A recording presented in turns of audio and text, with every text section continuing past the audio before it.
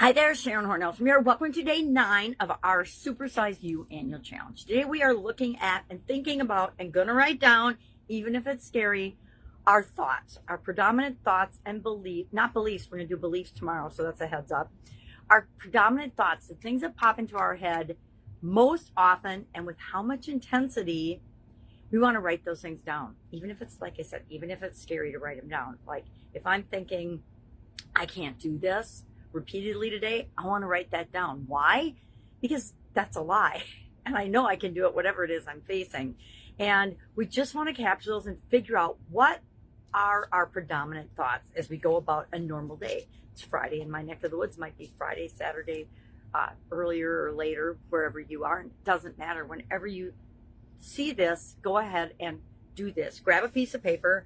I'm going to, of course, do it in my handy dandy annual challenge notebook, because I always keep one, because I want to figure if my life is worth living, it's worth recording and learning from and growing and becoming a better version of myself every single day.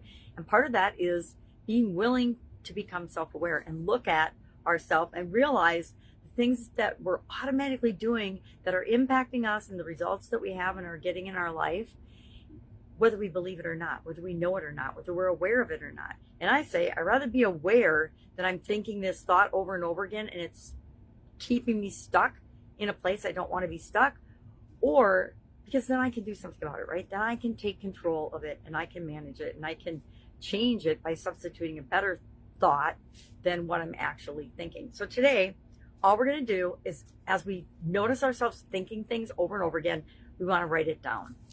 And this exercise never ceases to amaze me.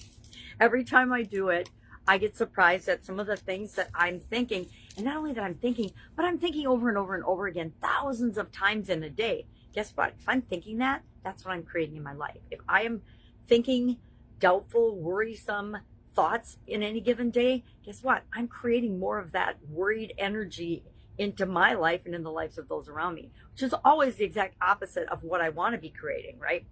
So today, think about, and you don't even have to think about it, because guess what? You're always thinking all the time, no matter what.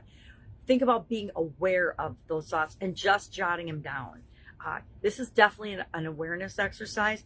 So notice thoughts that you think automatically about yourself. I'll tell you one that I'm really been working on stopping. As soon as I finish a video, the first thought that pops into my head is all the things I did wrong and how terrible it was, how I tripped over my tongue or whatever.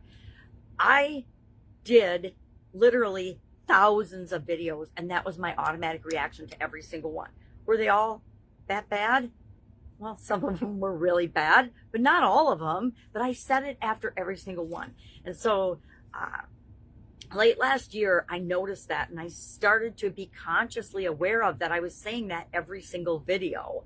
And so now that is one thing that I still will do it once in a while, especially if I do a really bad thing, like say the wrong title or something, because I don't edit my videos.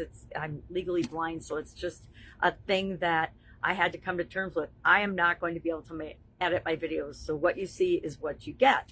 And sometimes that's okay. And other times it's not, because something ridiculous will come out of my mouth. We all say ridiculous things and think ridiculous things sometimes. So today, just capture thoughts about yourself, particularly in this segment, but thoughts about the world, thoughts about life, thoughts about what's required, thoughts about humanity, global thoughts and global thinking. Because I have found that most of our global thoughts are not really our own. We just adopted them from other people and decided that it was true for us. And it might just be a bald-faced lie, and it's absolutely positively not true for us. Like if you tell yourself you're a perfectionist because somebody else in your family was a perfectionist, and you're absolutely positively not, all you're doing is creating roadblocks for yourself and your life and your results that are unnecessary, and they were never yours anyway. If you tell yourself a klutz, this one I'm very guilty of. Told myself I was a klutz for a gazillion years, and guess what? I did klutzy things, and klutzy things happened to me all the time, which reinforced the thought that I was a klutz. So write them down. If you need help with this, if you've got any questions, please just ask.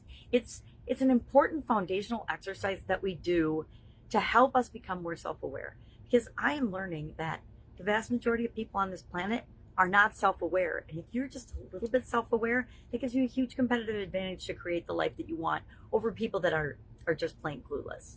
Remember that movie, Clueless? Too funny. All right. Have an awesome day, and I'll, of course, see you tomorrow.